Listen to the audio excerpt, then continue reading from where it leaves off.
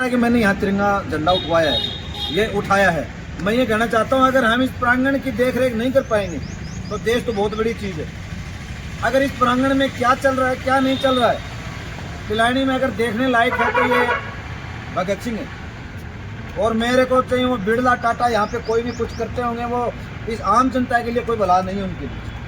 आम जनता के लिए बिरला ने कोई अच्छा काम नहीं किया है, गरीब जनता के लिए बिरला ने कोई अच्छा काम नहीं किया है। आप इतने लोग हैं, आपका कोई भी बच्चा अगर बिरला स्कूल में पढ़ रहा हो तो मेरे को बता सकते हैं, क्योंकि वहाँ वही पढ़ेगा जो पूंजीवादी होगा। अगर पूंजीवादी वही पढ़ेगा, लेकिन नगर पालिका दो होते हुए लाइटें हैं काफ़ी बार ये बंद रहती हैं, तिरंगे झंडे का अपमान होता रहता है। यहाँ पे हाउलेट, दारू के पौवे पी करके अंदर डालना, कचरा यहाँ पे दाने डालना, यहाँ पे ये कबूतर खाना नहीं है। मैं सभी से आपसे निवेदन करना चाहता हूँ, आप सब एक कमेटी बना करके या आप एक लेटर पैड पे किसी भी लिख करके नगर पालिका को अवगत कराया जाए कि यहाँ पर आप नित्य हर दिन सफाई करें और यहाँ पे कोई भी दाना डाले और कुछ करे तो उसको पाबंद किया जाए। अन्यथा मैं तो ये चाहूँगा आप साथ हमेशा खड़े रहें, तो आंदोलन की एक रूपरेखा बनाएंगे और नगर पालिका के सामने एक बड़ा आंदोलन करेंगे। और इसी के साथ मेरा के बावजूद लोग जाति के आधार पे विचारधारा को लेकर मैं आपको बता देना चाहता हूँ कि आपकी पैसे की ठगी हो जाएगी, आप दोबारा कमा लेंगे। आपकी प्रॉपर्टी की ठगी हो जाएगी, आप कमाते हुए अपने बचने की आपकी प्रॉपर्टी चले जाएगी, लेकिन आप अपने जीवन यापन करने में कुछ ज़्यादा फर्क नहीं आएगा। आप मेहनत करेंगे, शाम को खाएंगे, पिएंगे, सोएंगे, आप मरेंगे नहीं। लेकिन अगर आपके विचारों की ठगी होगी तो आप कभी पैरों पर खड़े नहीं हो सकते। और भगत सिंह के विचारों की ठगी करने के लिए तमाम हिंदुस्तान के अलग अलग क्षेत्रों में इनके विचारों को तोड़ो पड़कर और इनकी मैन विचारधारा से जनता के भाव को भटकाया जा रहा है, उससे अमल करना है, कोई छोटी बात नहीं है। क्रांति की जाति धर्म समुदाय के नाम से नहीं होती। इस्फाकुल्ला खान किसी जाति को लेके नहीं, हिंदुस्तानी हो गए लड़े थे, उन्होंने बलिदान दिया था। भगत सिंह किसी जाति को सिख धर्म में जन्म लिया, कभी एक धर्म के नाम पे किसी खालसा के नाम पे लड़ाई नहीं की। तमाम धर्म मैं ये कहता हूँ, धर्म हमारे व्यक्तिगत पट रहे, अब किसी को माने, लेकिन तमाम धर्म, तमाम जाति, तमाम हिंदुस्तान का वर्ग, मेरा वर्ग एकजुट हो। और हिंदुस्तान का ही नहीं, इनका नारा था, दुनिया के मजदूरों एक हो जाओ, आपके पास खोने के लिए कुछ नहीं है और पाने के लिए पूरी दुनिया पड़ी है। जब इनके विचारों को लेकर हम चलते हैं तो इस बुनियादी व्यवस्था की रूह कांपने लग जाती है। इनके विचार, इन्होंने उस वक्त अंग्रेजों ने एक काला कानून पारित कर रखा था कि हिंदुस्तान में हिंदुस्तानियों द्वारा कोई मीटिंग और सभा नहीं की जा सकती, क्योंकि वो भयभीत थे कि अभी हिंदुस्तानी कुछ नहीं हुई। उस वक्त जो समझौतावादी विचारधारा के लोग थे, अंग्रेजों से लड़ने के लिए लड़ने की ताकत नहीं थी हिंदुस्तानियों में भी, तो समझौतावादी विचार को लेकर उनके पास है, हमसे वार्ता कर लो।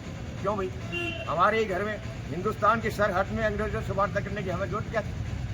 लेकिन इन्होंने इस बात को स्पष्ट कह दिया कि हम गैर समझौतावादी विचारधारा के पक्षधर हैं और बिना समझौता अंग्रेजों को देश छोड़ना पड़ेगा। हमारे ही घर में, हमारी देश के अंदर इन्होंने कह दिया कि ये अंग्रेजों से आप समझौता किस बात का? अगर मैं आपके घर आता हूँ और आपके घर कहता हूँ भाई वापस तो बोलो भाई निकलो, आपका घर नहीं होगा, वापस जाऊँगा, लेकिन समझौता कर लो, ये बात हो सकती है? लेकिन इन्होंने इस बात को नकारा था। और इसीलिए अंग्रेजी हुकूमत के काले कानून जो था, हिंदुस्तानी मीटिंग नहीं कर सकते, हिंदुस्तानी सभा नहीं कर सकते, तो समूचे भारत के क्रांतिकारी अंग्रेजी हुकूमत से छुपकर सन 1928 में जो साकोटा मैदान में दिल्ली में इकट्ठे हुए। उस वक्त भारत के अंदर कम्युनिस्ट पार्टी का जन्म 24 में हो चुका था, क्योंकि 28 में इकट्ठे हुए थे। उस वक्त कांग्रेस पार्टी शुरू से अंग्रेजों को समझौतावादी विचारधारा के तहत इनको निकालने की बातें करती थी, वार्ताओं का नेतृत्व मांग रही थी। लेकिन इन्होंने उस वक्त जोसा कोटला मैदान में समूचे भारत के क्रांतिकारी जो गैर समझौतावादी थे, जोसा कोटला मैदान में थे, और उस वक्त हमारे अमर शहीद शहीद आजम भगत सिंह ने समूचे भारत के क्रांतिकारियों को संबोधित करते हुए कहा था कि साथियों, हमारा उद्देश्य केवल अंग्रेजों को देश से बाहर निकालना नहीं, बल्कि हमारा उद्देश्य है इस समूची पूंजीवादी साम्राज्यवादी व्यवस्था को जड़ से उखाड़ कर फेंकना। हम रहे या न रहे, हम रहे या न रहे, जुल्म और शोषण देश से दुनिया से सदा सदा के लिए खत्म हो जाना चाहिए। भगत सिंह के विचार अंग्रेजी हुकूमत के कानों तक पहुंचे तो उनके पैरों के नीचे से जमीन खिसकी। उन्होंने सोचा कि अगर भगत सिंह जैसा क्रांतिकारी चिंतनकार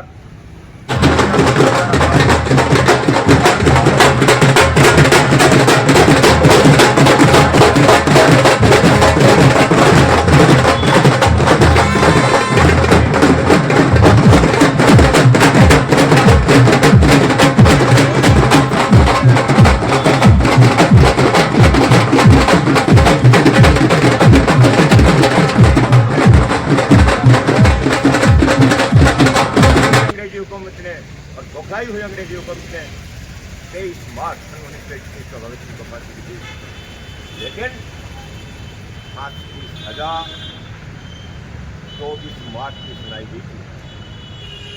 और वो फांसी हमारे 3 अमर शहीद भगत सिंह, सुखदेव, राजगुरु, वो फांसी भी 24 मार्च की सुनाई गई थी, लेकिन 23 मार्च को रात को सूर्यास्त के बाद उन्होंने चोरी डूब के और भगत सिंह की और सुखदेव को, राजगुरु को, तीनों को फांसी दी और पीछे की गली से इनको लाशों को और नदी में पड़ा। तो इस वक्त इतना आक्रोशित हिंदुस्तान के जवान आ चुके थे, लेकिन ये ऐसा इसीलिए किया था कि अगर 24 मार्च तक इनकी फांसी का समय तक अगर हम रुक गए तो हिंदुस्तान का नौजवान, जो आज भी हिंदुस्तान के नौजवान का खून रोंगटे खड़े हो जाते हैं जब भगत सिंह का नाम कोई सुनता है। तो उस वक्त हिंदुस्तान का नौजवानों ने जेल को चारों से कर लिया था। बुखाई हुई अंग्रेजी हुकूमत ने उनके विचारों से दी हुई अंग्रेजी हुकूमत ने इनको एक धोखाधड़ी के तहत और उस हुकूमत ने इनको फांसी की सजा दी थी। और दुनिया के इतिहास में पहली बार हुआ कि किसी भी फांसी की सजा प्राप्त इंसान को फांसी का समय मिलेगा। इतिहास में न कभी पहले हुआ है न आज हुआ है। फांसी के समय से 1 मिनट आगे पीछे किसी इंसान की फांसी नहीं तोड़ी गई है, इनकी तोड़ी गई। इससे साफ जाहिर है कि इनसे, इनके विचार से समूचे दुनिया का पूंजीवाद भागता था और आज इनके नाम से कांपता है, क्योंकि ये विचारों से। इसलिए हमें भगत सिंह का बलिदान दिवस मनाने का मतलब ये नहीं कि हमने एक दिन आगे फूलमाला चढ़ा दी। उनके विचारों को लेकर जब हम जनता में जाते हैं तो पूंजीवाद की रूह कांपती हैं। और जो समझौतेवादी विचारधारा के तहत जो देश आज़ाद हुआ था, सत्ता हस्तांतरण हुआ था और भगत सिंह के विचारों को लागू नहीं किया गया था, तो भगत सिंह के विचारों को जनता के सामने रखते हैं तो रूह कांप जाती है इस व्यवस्था की। और बड़े बड़े लीडर जो भगत सिंह के विचारों को दबाकर उनके नाम से और बहुत बड़े जो माइंड लेके जनता के बीच जाते हैं, उनकी रूह कांप जाती है, क्योंकि वो जानते हैं उनके विचार क्या थे। लेकिन वही विचारों की ठगी के माध्यम से वो लोग इनके असली विचारों से भटकाकर और इनके विचारों को जाति धर्म समुदाय और सिर्फ अंग्रेजों से जोड़ते हैं। अरे अंग्रेज इंसान से तो इन्होंने प्यार किया, इन अंग्रेजों से क्या दुश्मनी थी? अंग्रेजों की जो विचारधारा थी, अंग्रेजों की जो व्यवस्था थी, शोषक मुल्क व्यवस्था, पूंजीवादी दृष्टिकोण, पूंजीवाद साम्राज्यवादी सोच, उसके दुश्मन थे, उसके दुश्मन थे। आज वही व्यवस्था सत्ता हस्तांतरण हुआ, तो सब जानते हैं, पूरा हिंदुस्तान का इतिहास जानता है। सत्ता हस्तांतरण हुआ, अंग्रेजों की सत्ता को मानते हुए देश को आज़ाद हुआ था और भगत सिंह के विचारों को लागू नहीं किया। मैं आपको यही भी बता देना चाहता हूँ, यही वो भूल थी जिसकी वजह से आज देश की 80% जनता अपनी मूलभूत व्यवस्थाओं से दूर है, शोषण मूल्य की शिकार है और उस व्यवस्था के शिकार है जो अंग्रेज छोड़ के गए थे। और व्यवस्था जो की तो कायम है, चेंज नहीं हुई।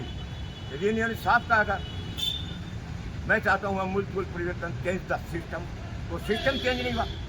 अरे ड्राइवर किसको बोले, गाड़ी चेंज नहीं हुई, तरीका चेंज नहीं हुआ। वो समाजवाद काम करना चाहते थे, ये इनकी हैंडराइटिंग में दिखाया। और जब ये पट्टिका लगाई तो यहाँ के तमाम धर्मावलंबी और यहाँ के जो पूंजीवादी सेठाना यहाँ तो बैठा है, दुनिया को देश को खतरा है। बिरला उसके छह पे इसकी स्टैचू को उसकी पट्टिका को नहीं लगाने दिया, तो इससे इनके विचार साफ जाहिर होते हैं। एक ने एक दिन कम्युनिज्म का राज्य व्यवस्था स्थापित होगा, ये सुनने को तैयार नहीं है पूंजीवाद। ये इनके सत्य में साथियों ज़्यादा टाइम मिलूंगा, इनके सत्य विचार से लेस होकर हम जनता से भी चाहें कि धर्म को लेकर बैठे, किसी भी धर्म के ऊपर विशेष रूप से ध्यान नहीं रखें। मैं इस धर्म का हूँ, भगत सिंह का अनुयायी। आप भगत धर्म के अनुयायी नहीं हैं या फिर भगत सिंह के अनुयायी नहीं। आप किसी भी धर्म से, आप किसी भी जाति से, आप वर्ग के हित की लड़ाई लड़ रहे हैं तो भगत सिंह के अनुयायी। वो सिर्फ किसान, मजदूर और सर्वहारा वर्ग के हितैषी थे, न कि किसी जाति धर्म समुदाय के।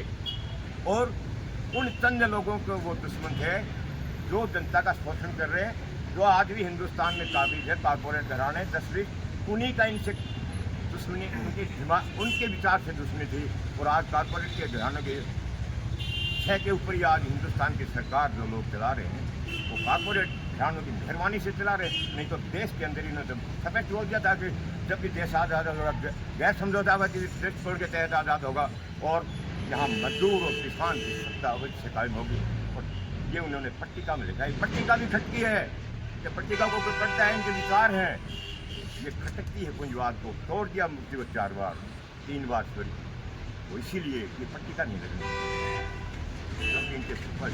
और जब पट्टिका के बारे में मैं नहीं गया, लेकिन मेरे साथी गए, मुझे बहन से मिले, सीधी और 7 वर्ष होती थी। तो बहन भी हम स्टैचू लगा के और इस पट्टिका को हटाने के ऊपर कितना दर्द हो जाता है। कॉमरेडों ने तो अपने जो विचार है कम्युनिस्ट पार्टी के, वो विचार रखने के लिए इनको यूज में लिया। एक सीट को कोई यूज नहीं दे सकता, इस पार्टी से कैसे यूज ले रही। तो आपको क्या कहा था, छोटी बहन इससे 7 वर्ष छोटी बहन दीदी कौर ने हमारे साथियों को उन प्रतिनिधिमंडल में जो गए थे उनमें धर्मपाल जी अभी जिंदा है, एडवोकेट धर्मपाल, बात कर लीजिए। उन्होंने कहा था कि ये पत्र जो लिखा है मेरे भाई ने जेल से चंद्रशेखर आजाद को, उस पत्र में मेरे भाई ने जो लिखा है वो पत्र साढ़े को रखा सी फाइलों में। और मैं दस दूंगी राजस्थान की सरकार ਨੂੰ दुनिया का साढ़े वीर के विचार प्रकट करने ਨੂੰ दुनिया की कोई ताकत नहीं छड़ सकती। राजस्थान की सरकार के गवर्नर से वो मिली, गवर्नर को कहा कि आप मेरे भाई के विचारों को प्रकट करने से रोक। भाई देखिए, जबकि हैंडराइटिंग में पता है तो कैसे आप विचार प्रकट करने से रोक रहे हैं? क्यों उस पट्टिका के लिए इन क्रांतिकारियों को वहाँ पे स्टैचू खड़ी क्यों नहीं करें? राजस्थान के गवर्नर के आदेश से और ये स्टैचू लगी है, पट्टिका लगी है, तो खटक रही है पूंजीवाद। साथियों, हमें ज़्यादा कुछ नहीं करना, भगत सिंह नहीं बन सकते, हम इतनी बड़ी सोच को फॉलो नहीं कर सकते, लेकिन हम इतना तो कर सकते। अपने आड़ोस पड़ोस में 5, 10, 20 आदमियों को भगत सिंह के विचार बता दो।